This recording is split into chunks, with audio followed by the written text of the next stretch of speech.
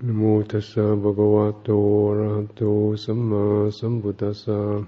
Namo tassa bhagavato arahato samma sambuddhassa. Namo tassa bhagavato arahato samma sambuddhassa. Buddhaṃ dhammāṃ saṅghāṃ namasāmi.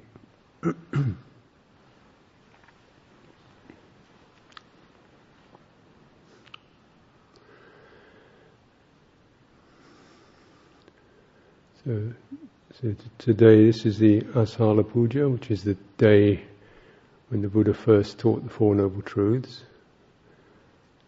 So they say this is the thing that only Buddhas really bring into the world, the special teaching that only completely enlightened beings bring into the world. Though sometimes it doesn't seem like very much in a way. You know, everybody wants to stop suffering, so what's so new? But this, based upon this very simple human wish, you know, that's the beauty of it. It's extremely simple and very basic and very essential. That's why it catches so many people, because I'm up for that. And so that's part of the kind of special quality of it. But it does really, the more you really try to investigate where the suffering or dukkha is, you get to finer and finer levels of it. You begin to kind of start to open up your whole psychological, emotional, subtle energy fields, wherever you begin to take you in there until you kind of clean out, or it gets cleaned out. And then there's this sense of liberation, awakening, and deathless, nibbana. You know, these kind of terms, which are pretty enigmatic, mind-boggling concepts when we try to conceive them. I think there's, the two there's three, with the nibbana, the deathless, the unconditioned, and they ways of trying to wrap a word around something, but nibbana literally means something like this: the blowing out. Something's blown out. Deathless, something is there always, some sense of, so it's not blown out. And unconditioned means you can't get your head around it, or your mind around it, or your heart around it. It's not graspable. So immediately you want to get hold of that, whatever that is. And unfortunately, these three words do kind of, they're trying to give you a realization that, hey, there's something, really very profound here. But they do also play into the most fundamental kind of instincts and biases we have. The nibbana tends to easily gets taken over by that which wants to annihilate. Cessation, extinction, get rid of everything, get me out of here. So that gets, unfortunately, the search for nibbana can get co-opted by this unwholesome tendency, vibhava, tendency to annihilate, get rid of, not be. Deathless gets co-opted by the opposite, the bhava, wanting to be something, or some kind of refined or deathless or immortal something, And the Buddha said, no, it's not that either. It's not bhava, it's not vibhava. And then unconditioned tends to, get more interesting people who don't have to think about things, don't want to bother with details. So just whatever it is, So, and these are all kind of, what do you do? It's trying to suggest there is something, or some way of being that's free from stress. But I feel safest with just getting rid of stress, because so if you do that, then the rest of it, however you want to call it, Yeah. And so actually the Buddha taught this because he started off teaching, or his first teaching after his realization, he had this amazing realization, and this is at Wesak, which we were celebrating 2 months ago. So 2 months have passed. The Buddha had 6 weeks just kind of blissing out and just reviewing this experience he had, I thought, wow, this is, and some feeling of I could teach this, somehow I could try and teach this to others. He started walking, from Bodh Gaya to Varanasi. It's a fair walk. I think it's about a couple of weeks walking, hot season, India, not just zipping into your car and zooming off to tell the lads, but actually foot, trucking along, heat, India, alms food, the whole bit. I think it was a very sobering experience for him after those 6 weeks of bliss. Because from there, the first person he saw, he just said, I am the all-conqueror, I've realised the deathless, and the person said, well, So, and didn't seem to get it. So the Buddha kept walking and walking and walking and walking and walking. By the time he got to Varanasi, he had a different thing to say. He said the deathless is found, but then he had this particular, Four Noble Truths. And it's kind of interesting, isn't it? What do you do? 2 weeks of walking, what that brings home to you. There's something very coarse about that. Walking in India is not a refined, subtle, etheric experience. It's coarse, it's rough, it's hard.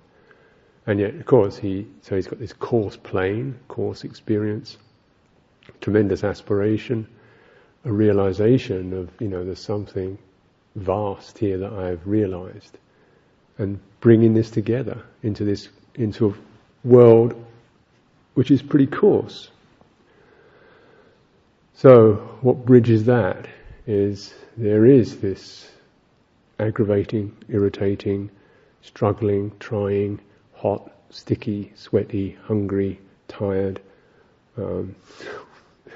conflicting experience. I'm in that. I'm in that. Walking for 2 weeks in India, you do not forget that you're in that. You're in that. And then, but there's a kind of, it's like a sort of a maturing, not of the realization, but maturing of the teaching to a place where everybody's at, really. Everybody gets sick. Everybody gets tired. Everybody gets hungry. And this is the law, isn't it? Being born is not for sissies, right? Get that straight. If you can't hack it, don't do it. That's if you've gone and done it.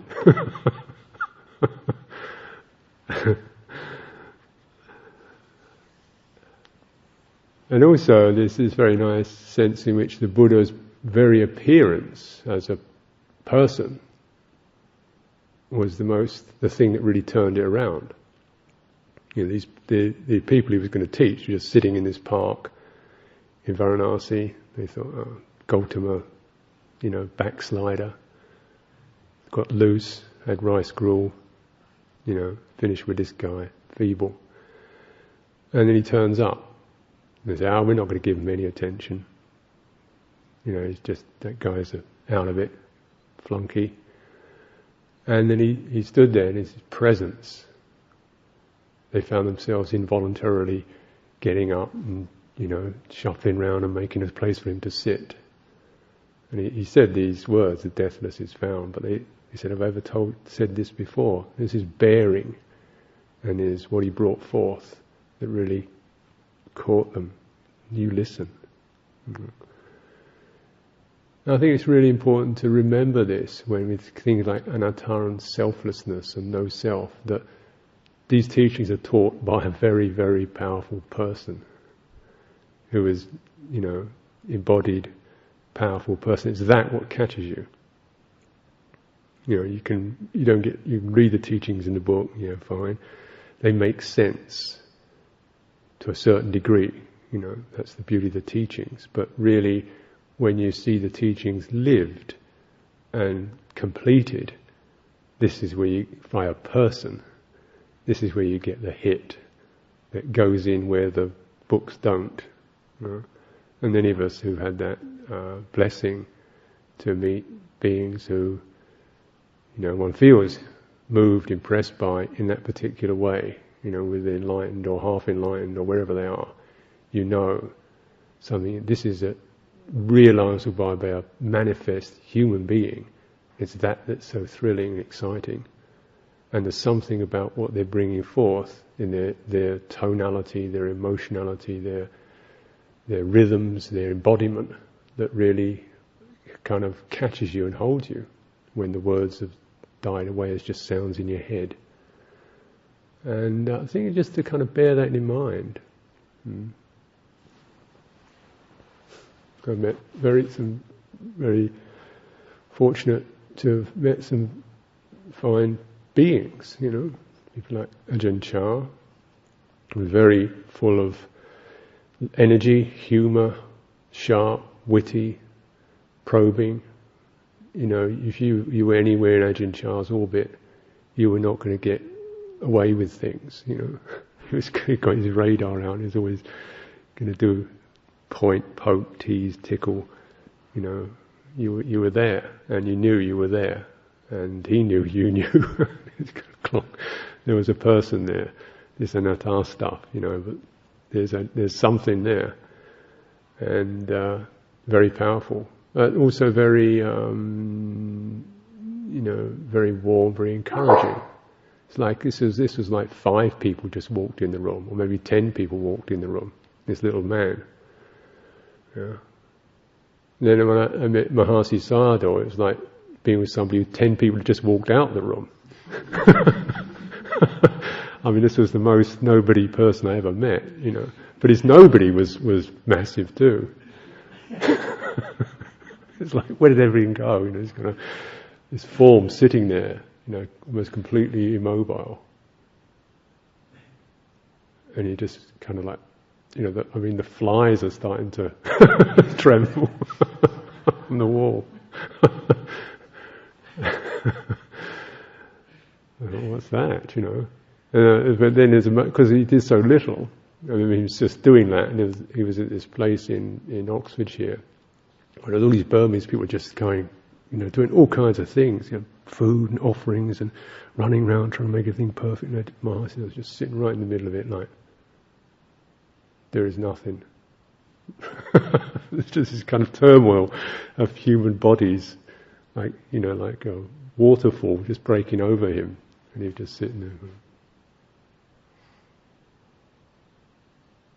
Then one moment I just saw him kind of mindfully reach his hand out, pick up one of these toothwoods and just start cleaning his ear. And when Mahasi Sayadaw cleaned his ear,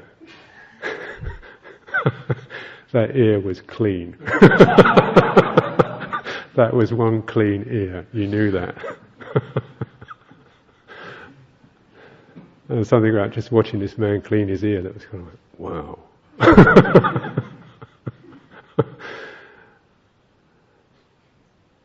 And also, he obviously wasn't bothering with things he didn't need to bother with. It's just like things are going on, and I actually don't need to be. Things are going on. I'm aware of that, but I don't need to actually engage with that. And I just had one moment with him. Sort of had to come and pay my respects to me. He just kind of looked at me. There's incredible warmth. A real humorous little twinkle and warmth. Just kind of bulk from this eye somewhere inside this mountain. This little eye peeked out and looked straight, totally unwavering, and this kind of a warm feeling of encouragement, and life's like that. So these are kind of lovely moments. Many, Master Hua, another Dalai Lama. I could go on, but not wishing to kind of just short deal with these people briefly. But the point, it really is this sense of, that this teaching can actually reach into a very human sphere in a very thrilling way. The bells ring, something resonates, and that's the transmission. Is that kind of something is resonant? There's a transmission there that's not just a verbal thing.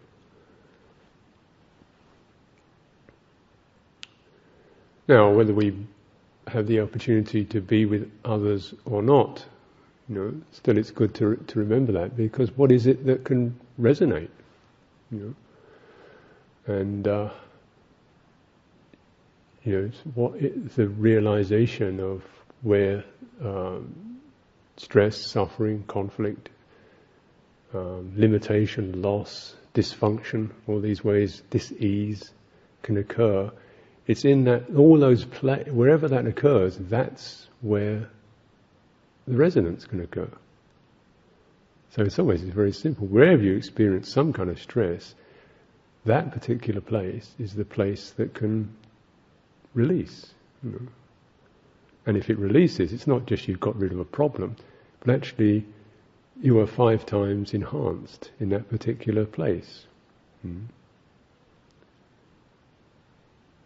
So, for example, if you're feeling it, some kind of conflict in your heart, emotional conflict, and you work upon releasing that, it's not just, oh well, now I'm okay again.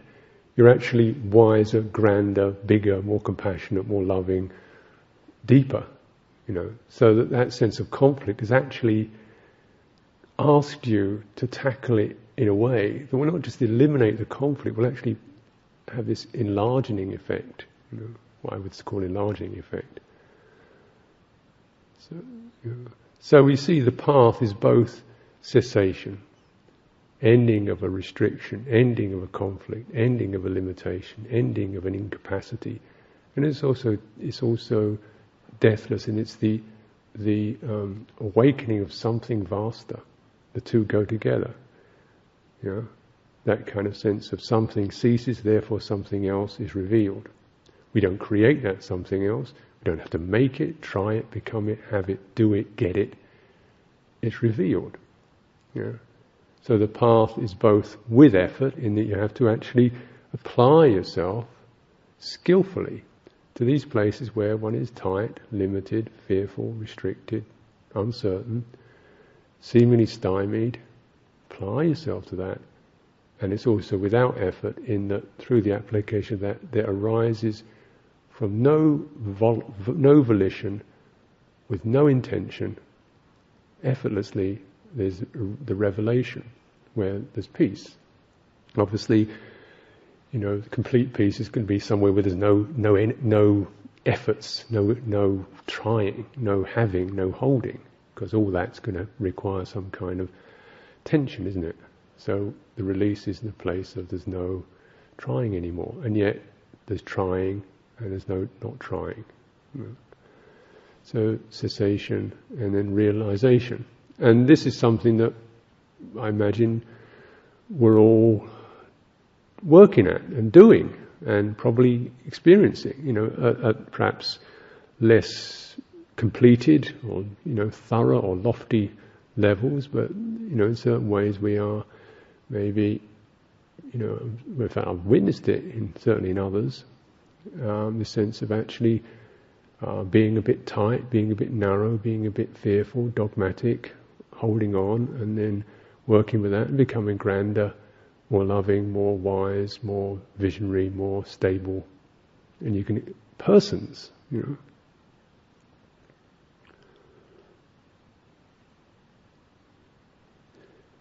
and you begin to kind of recognize, that obstacle, that constricted state, was really one of the most primary ways in which it was constricted, is because all the time something in there kept saying, "This is me. This is all I am. I can't do this. I'm stuck with this. I'm never going to be that. I am this. I'm that. I'm not this. I'm not that. I won't ever. I can't. I don't. And this is so.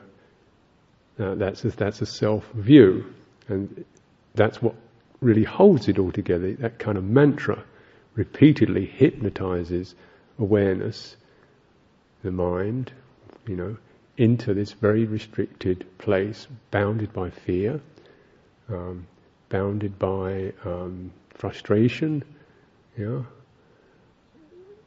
bounded by its addictions. We don't want to try anything new. We're happy in our little addictive sphere of where we've got our comforts and our things we feel okay with, and we get kind of addicted. and that stops us from kind of opening out. And all this is the kind of, and then there's a belief in that, because it sort of works. Because, even though it is kind of limited, so it's bounded by a certain fearfulness, an unknowing, avijja, uncertainty, not realizing, so therefore, there's a real limitation on one's awareness. And then, but along with that is the kind of the sweetener, which makes it possible for us to kind of survive in that state, is we have little addictive things that keep us going in there to stop us feeling that sense of limitation. It can be obviously big addictions of booze and, porn or cigarettes or something like that. But then you get lesser addictions that perhaps we don't really want to acknowledge as addictions, our little, habits, our routines, our emotional stances, our strategies. We keep going into, get busy. Being busy is a respectable form of addiction. It's the addiction one's encouraged to have, actually, because you're doing something important, necessary, useful, worthwhile, valuable. Get busy doing it. Don't hang around, sit around there doing nothing, being lazy bum. Get out there and work your butt off, and that's respectable. But and how come the busyness never really stops? You never get to the bit where it's all completed, because there's always something else to do. So this is addiction to being busy, a respectable, much approved form of addiction. So there are many of these kinds of ways in which the mind gets preoccupied to not notice what would it be like if this wasn't here.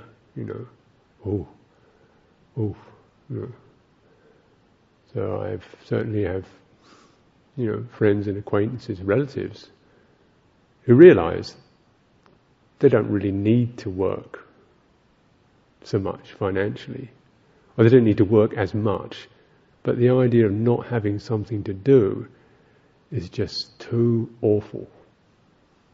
The mind just hits the wall, that very notion. So turn up the volume on something, get energies moving on something. These are, of course, challenging, and one shouldn't just be flippant about it. They're not small things. So we come to the place where we begin to recognize suffering or stress as being not just the stuff that's kind of happening, the stuff we're creating.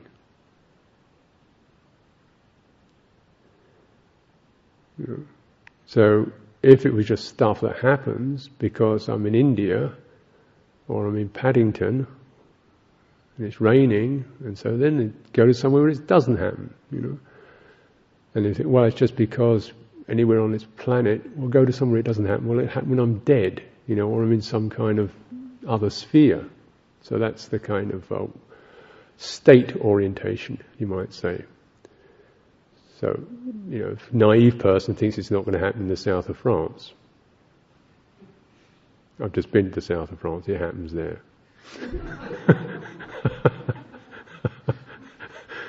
Happens with air conditioning, it still happens.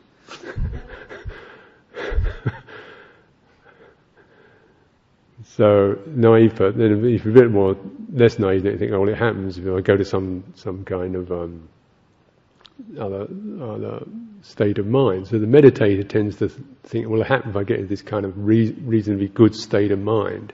Or maybe don't even think that, but we have that draw, because where else do you go? The external world's always going to be like that. Well, let's find some internal place where I won't feel those things. And this is definitely something that we probably try, And the grace of failure, that how wonderful it is that our lives are fail so repeatedly, and so punctually. So yes, we can occasionally arrive at some pleasant states, depending on what kind of resources you have, but then, you're going to come down to this thing, just like the Buddha did, and walk the road from Bodh Gaya to Varanasi. It's not all blissful states out there, and in some ways, somehow we're still in this. So what is being aimed at is not really a state of any kind.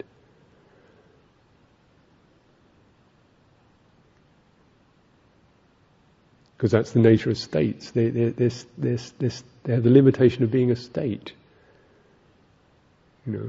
Only state has got boundaries around it.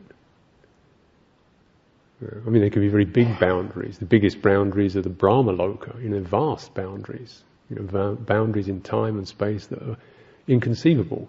This is just, of course, just a bit of cosmology that you may adopt or not. But we look into our own awareness, and you can find some more boundless states there with meditation. And the Buddha said, this is a noble enough practice. He did the whole bit, right up to these very refined levels, neither perception nor non-perception, and so forth. Said, I've done states. There is no more states you can do than this lot. Done it. This isn't it either. So what he taught and what was transmitted was a view. It was different from a state. State is something that you're in, there's energy running through that state. There's particular subtle energies, or, say we're happy, we feel a certain emotional energy running and becoming coherent into that particular form. If you're joyful, that's a state. If you're happy, that's a state. If you're depressed, that's a state. Isn't it? So the energy runs in a particular way, forms a particular takes an emotional form that we can all recognize. It often has a bodily expression to it. Our bodies tighten up or loosen up or feel fizzy and bright or feel constricted and dull. That's state. Yeah? And you can know it, you can define it. So it's that there.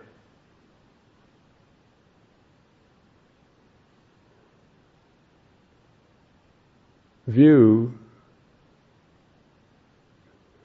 is different. View, in fact, we can summarize it as that there. That's a view. That experience is a view. So is that the same as a state? No, because, you can make it into a state.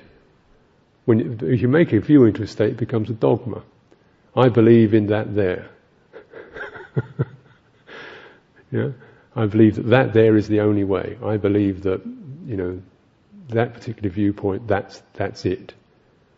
Yeah? So we might say, anything, like, well, there is oneness, for example, okay, or there is no self. Now, when that's held, you can feel the difference. When that's held, that's a dogma, your energy runs into that. What happens? There's a certain binding effect, probably in the head. Yeah? You can feel it. There's a certain binding effect, probably occurs in the heart as well. A certain sense of, I am this, I take a stand upon this is right. And there's a certain binding effect. Then that's how a view becomes a state. And the problem is that when someone tries to describe a view of emptiness or not self or whatever, oneness or deathlessness, you can hear that and your mind makes it into a state. Oh, that's good, I got that, that's really it. Just what happens.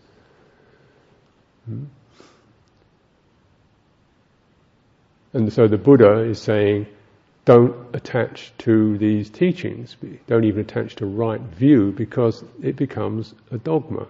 And it has this effect of a constriction of some kind. Now, of course, we're going to attach. As long as there's that possibility, you can attach, because that's kind of like, that's what folks do.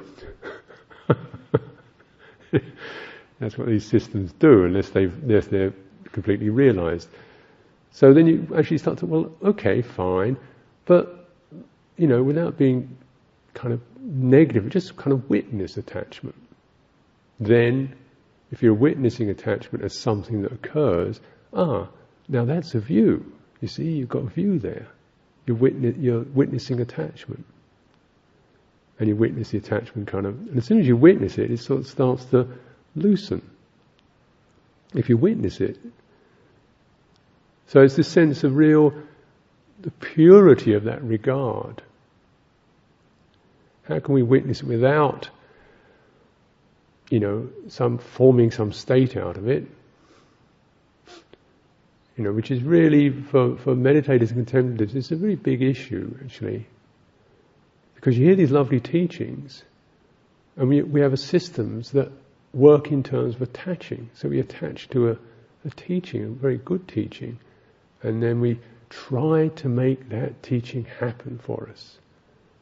So you get the tightening up into a dogma, a state of some kind. One imagines when I've got to get to that state, and the energy that happens in that is this very tight energy. Tighten up. So we call that trying. We say, this must be what they mean by right effort. It's kind of trying to get there. But it feels really, after a while, you think, God, I'm tired of all this. Effort, struggle. As I could not try. So we try to stop trying. Maybe relax a bit. But then we can also, the state of relaxation, that's it. And then, this means I don't want to do anything anymore, because I want to be in that relaxed state. So one can certainly attach the other way, it just swings backwards and forwards. And there's a certain quality of what this rather,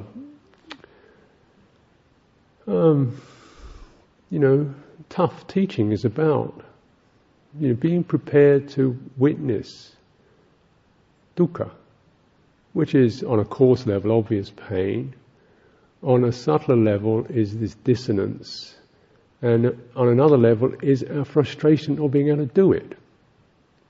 We can't quite make it work. So even once this is something we witness, you develop the view of dukkha. And the view, if it's developed, is to develop, you get bigger and bigger hearted. Not because you're trying to be big, that's kind of something you have to accommodate. Open up, stop fighting, stop struggling. And something begins to dawn. If you could just not keep naming it as yourself, that would be a good start, wouldn't it?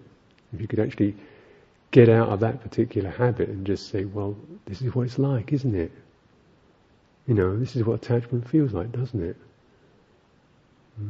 And sometimes it's just that basic level of having people who bear witness to that and say, yeah, that's what it feels like. Okay, it's kind of feeling in here, and I feel a bit nervy, and then I tighten up. Oh yeah, I do that.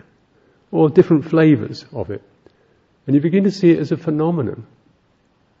And this really is the kind of crucial bit of that practice path. It's not I am suffering, but there is. There is this. And what it takes to be able to stand with that frustrating, irritating, embarrassing, awkward, stupid, messy stuff. Without, running away, without running into it, without blaming, justifying, projecting it out, projecting it in. This is our kind of, it's hard, it's a tough teaching in a way, but that's our learning edge. And everything else really is to help us be able to stand with that, to bear it. That the soothing teachings, like the samatha, just feeling comfortable in yourself, having good friends, getting enough to eat, exercising, breathing in, breathing out, just being with that, feeling the body energies, developing loving kindness towards others as to myself, recollecting the Buddha, feeling joy in the practice. There's an immense spectrum of these teachings, which are required really, because it takes a lot, an enormous amount, to just bear with, stand with dukkha without constricting in some way, without trying to fix it in some way, without blaming it on somebody, without blaming it on myself, without getting exasperated, without punching it and fighting it and kicking it and biting it.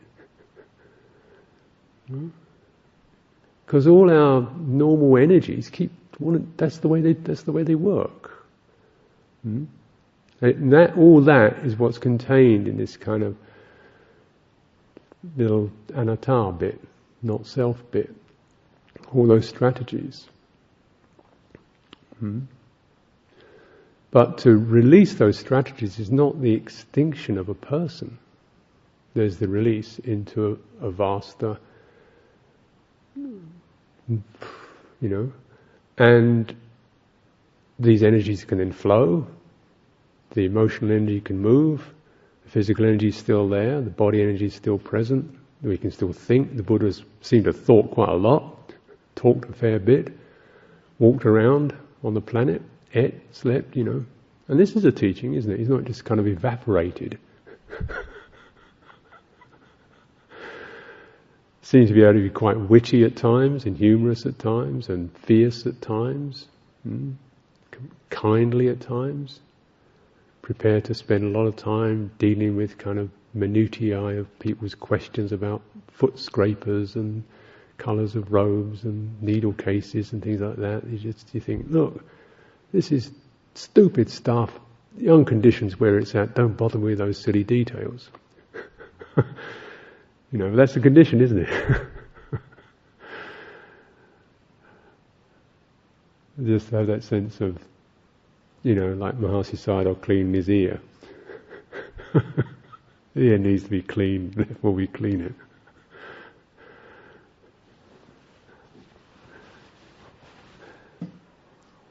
So there's that. And the Buddha is saying there's no way in which you can define. All measures, definitions of this personhood have gone out. You can't define it as this, you can't say he exists, you can't say he doesn't exist. It's important to get both of that. You can't say he doesn't exist. So this is not the Vibhava trap. But at the same time, you can't say he exists. This is not the Guru trap. This is the kind of thing that just holds your mind in this beautiful kind of paradox. It gives you an encouragement as a human being, being affected, feeling the presence.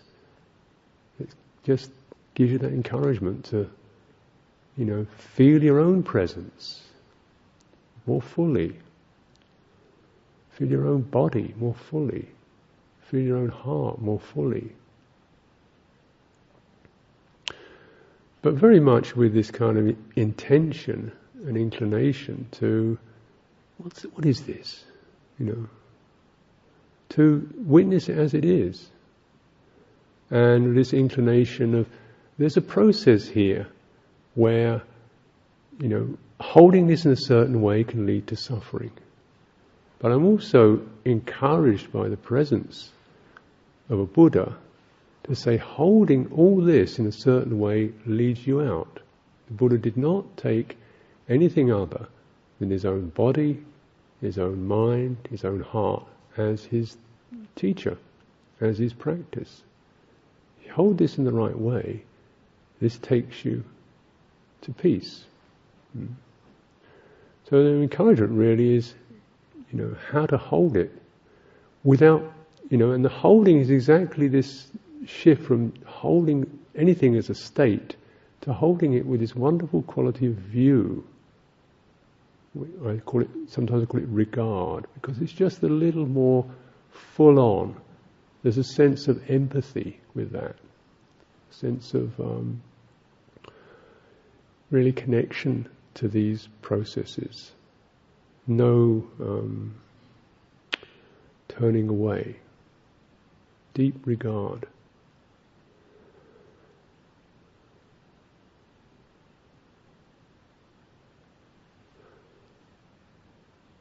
So this is, mindfulness, nice little word.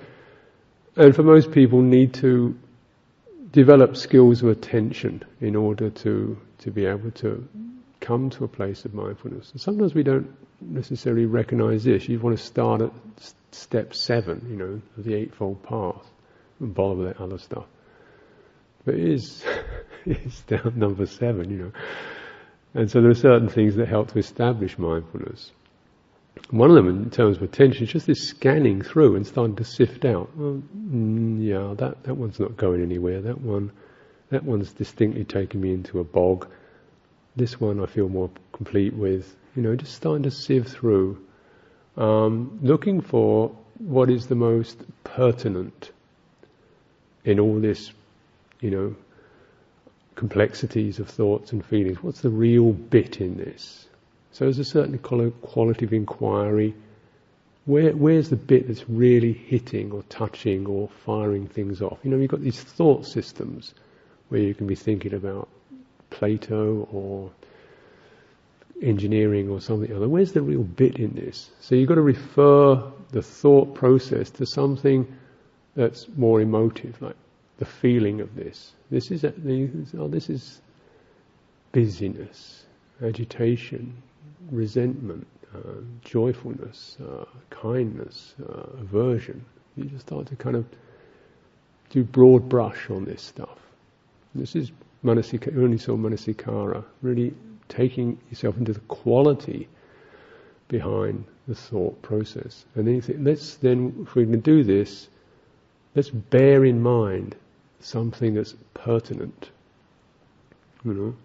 This is frustration, this is, and so on, this is wanting.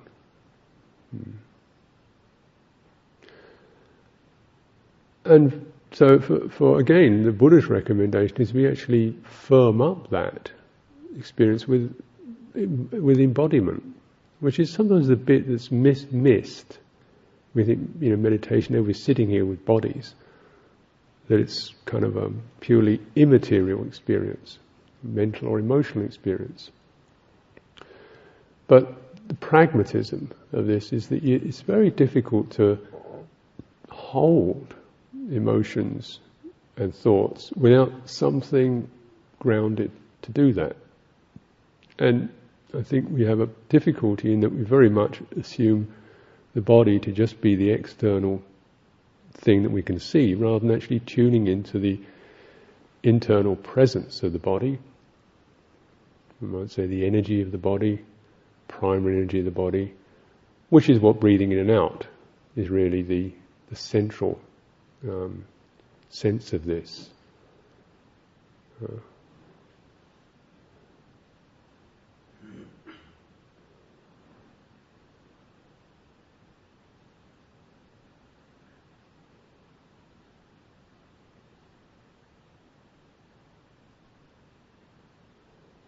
I still regard this very highly. It's one of my most favourite forms of failure. But it's a very good one, because I learn quite a lot in failing with this one. How I jump into my head, how I jump into my emotions, how I constrict, how I defend, how I get impatient and hurry, how I force, how I block things off.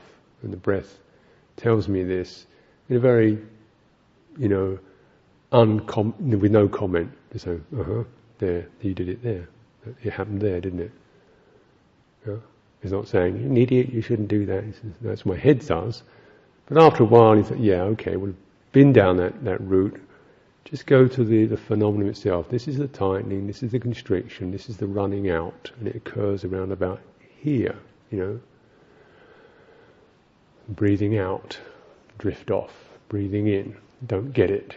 Don't get because it's boring or can't be bothered or my energies are running the wrong way. There's something more important to do right now.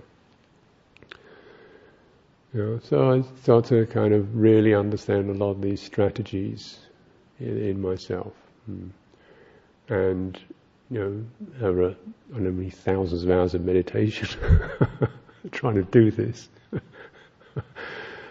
No, it's not about trying, and yet there is. It's not about getting it right, and yet there is. It does get right, and these various thought forms and strategies and ideas that come into my mind that seem important, seem necessary, seem interesting. Been there, done that. Doesn't work. Been there, done that. It's an illusion. Been there, done that one. Enough of that. Yeah. And so there's a kind of wising up. So this is certainly the best place to fail in my experience, because I can really feel it much more than just the head conviction. It goes right into the body. You know, the body doesn't tell lies, doesn't know how to tell lies. My head is pretty good at self-deception. My heart reacts.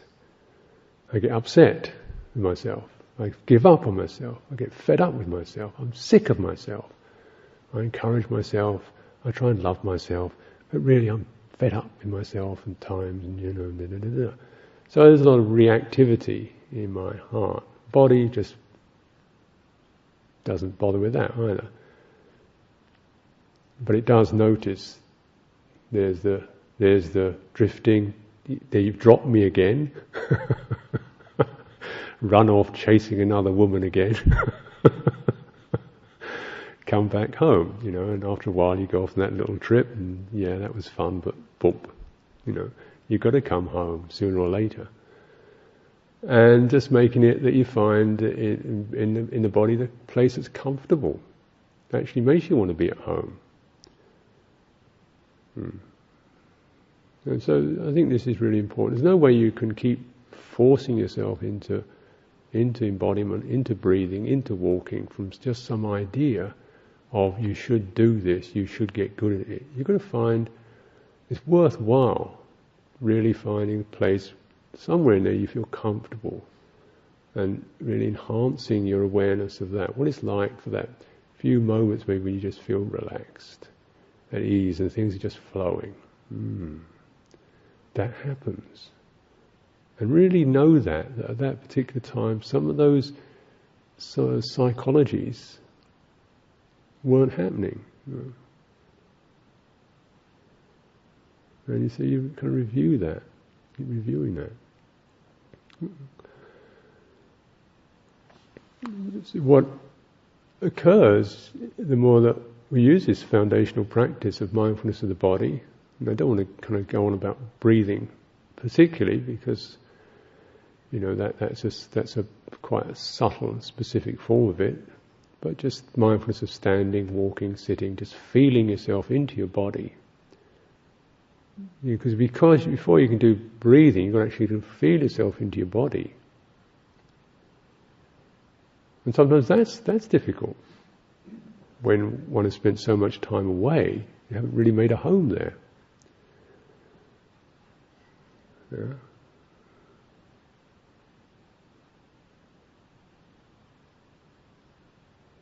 Finding a place in the body, just maybe in the stillness or the sittingness or the warmth of it, or the kind of way it feels you're sort of protected in there. When you're in your body, there's a sense of really being at home. Where can we find that? Could be in your chest, could be in your throat, could be in your belly.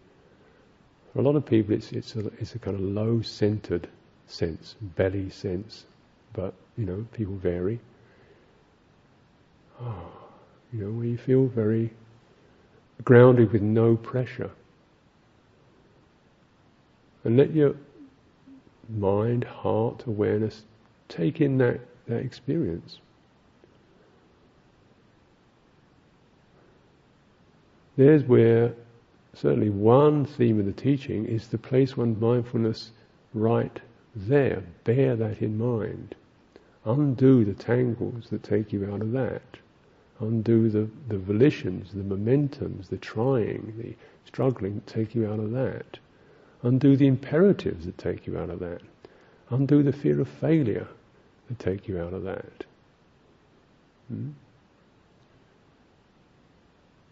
Fail, learn to fail. Fail, breathing out. It's there. So what that can do actually is it takes you from the very, very apparent shift, which is it takes you from what we call the coarse body. I shouldn't use the word coarse, ordinary body, which is about muscles and flesh and doing things and touching and tasting and seeing, that, to the subtle body, which is just about sense of presence. I'm here. This is my address. This is the me bit, this bit. And all the other bits are just kind of details that get tacked on it. Whether I'm male or female, big or small, German or Irish, that's extra, boom, here it is. So it takes you from the coarser, detailed and more conflictive level, where there's all these differences and so forth, and needing to be in comparisons, to something that's subtler. And the quality of the subtle is it's connected to your emotional sense, your emotive sense. Like perhaps when you wake up in the morning, you just feel yourself, you just kind of linger around that moment.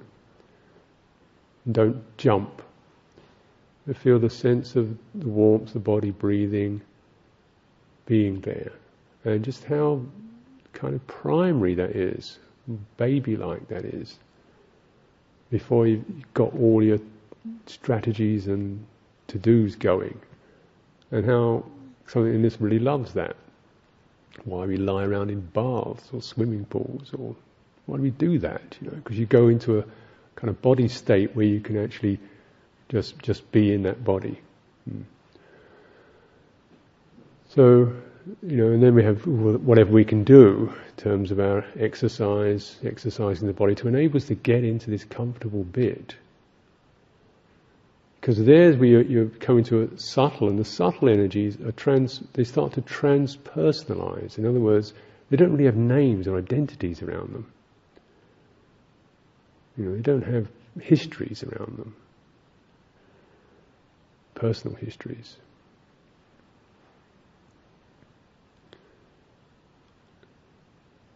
And yet there it is, and because it sort of takes you to a place, where it's much less personal, it's much less personal reactivity. This is just a strategy. This is a strategy of samatha. It's like this. It is a strategy, and it does arrive at states, but it's a skillful one, because there you actually, some of the heat goes off who you are as a person and the topic in your life. So you have that possibility of being able to regard from a little more richer, easier place. Regard a more basic patterning. This is why I jump out of this presence, because I'm fearful or greedy or panicking in some kind or another, somewhere or another. So, and then it can be released just by coming back into that presence. You can release it. So you begin to see some of this, witness some of these stuff, just as a kind of a mechanism of losing it. We'll lose it, I'm sure, many times a day. And how to lose it and benefit from that, make good opportunity of that. So you really learn about losing it. Get really simple about not the why and the who and what she said and how dare they and it shouldn't be this way and all that kind of stuff. But that was losing it. It's kind of busy, bustling type, various kinds of familiar patterns of irritation or fascination occurring, and then, okay, yeah, and now, been there, done that, and now, this is just coming back again. It's very simple, isn't it, actually? But how we do that with less shame, blame, and so on. Just that, you're beginning to awaken a view which is not self.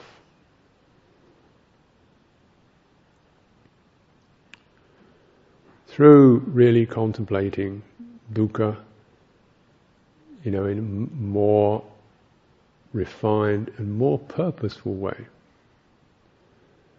Because, everybody's interested in not suffering. Sure. So how much time we're going to spend, redecorating the flat? How much time we're going to spend getting a new set of clothes? How much time we're going to spend in so forth, so forth, so forth, so forth, so forth, to tidy up, this realm that really we have very little say over and can't hold. Wouldn't it be better to direct that into the psychologies that carry tremendous causative processes?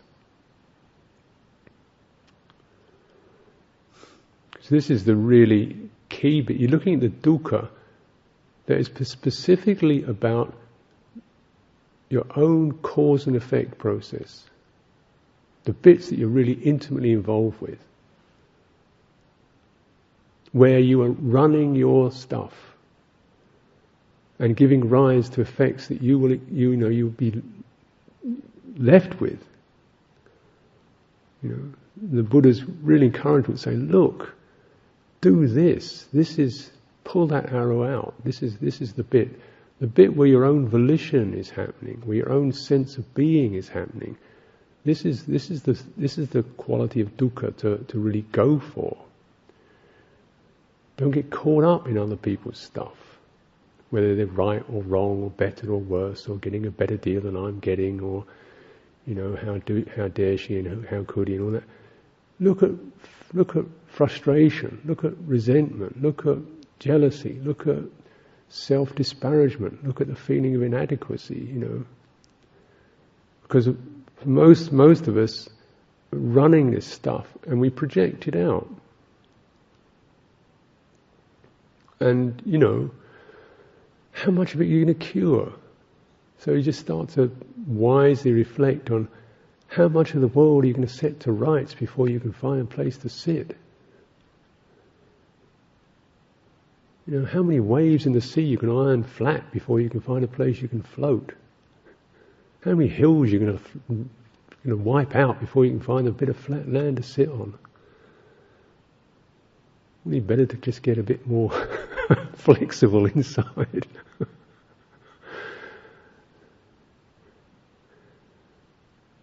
So, like Mahasi Sayadaw would sit there, people are doing their stuff, that's their stuff, I'm going to clean my ear. That's the bit I can deal with.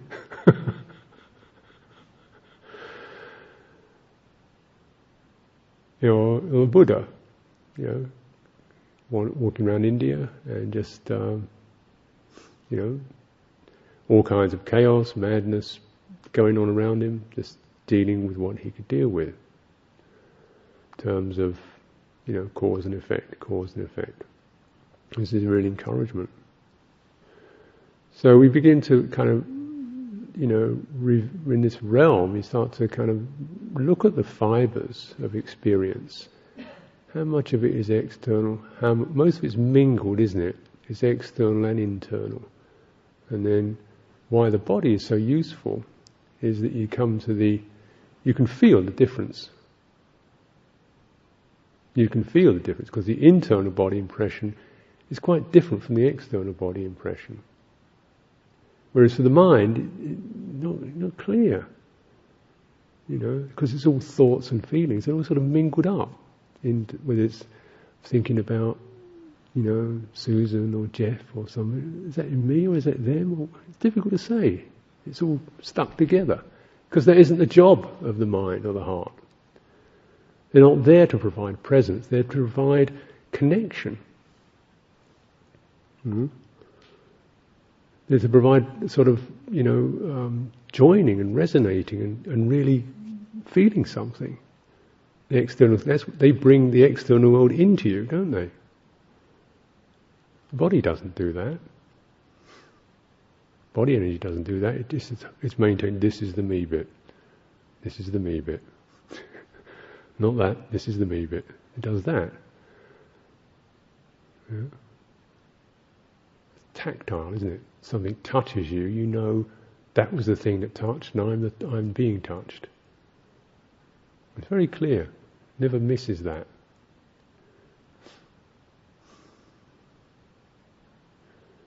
So it helps us to really sense, where am I? Where's the me bit in this experience? Okay, here's the tension, here's the not wanting, here's the tightening up, here's the whatever it is, and then can be released. So it's very useful for clearing through some of these difficulties in owning dukkha, in owning up to the bit that you can deal with, and not taking on the bit that you can't deal with.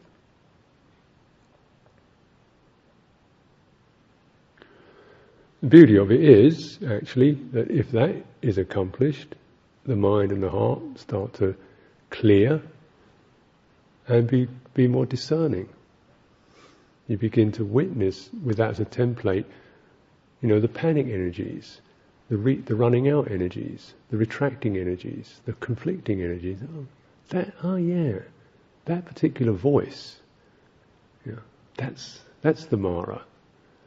That particular emotional pattern, that's the Mara. Doesn't mean it's all shot, but there is definitely some wacky stuff in there. Doesn't mean you shouldn't have a mind or a heart, but just to be able to recognize which is the bit you can trust. And this embodiment helps you to learn that. But of course, the of course takes some doing. And like everything else, once you consider it, present it, it becomes something else you've got to get to and have, the state. Or can you just use it as a place to establish a view, a reference point to establish a view? You don't need to even kind of get into those subtle energies. I really like it in there.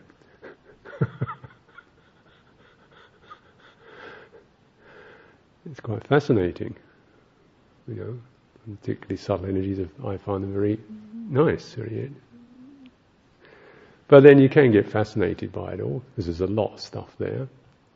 And really to be able to use it as you sober up a bit, you have a few excessive bits of it, and then sober up. Just use it as a way of being able to refer to the rest, and then awakening the heart. So this is the relational experience that is proper and true and bright, is compassion, without any kind of grasping. You awaken the knowing. This is the knowing that's not just about fascinating with ideas, forming cognitive patterns. This is knowing, it's about clarity. When we have clarity, we have compassion, we have presence, then this whole system is unified and cleared. And you have a selfless person.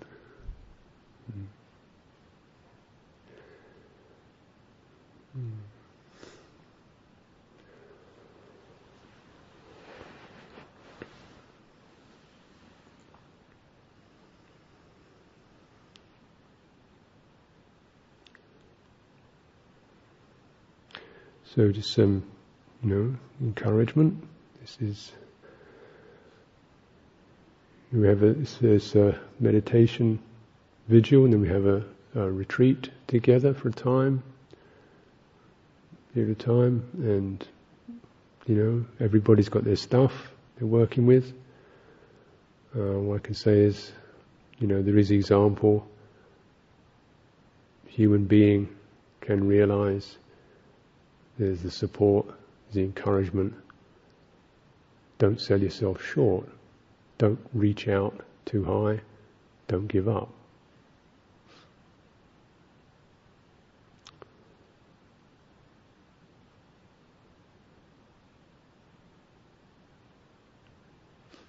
Anyone?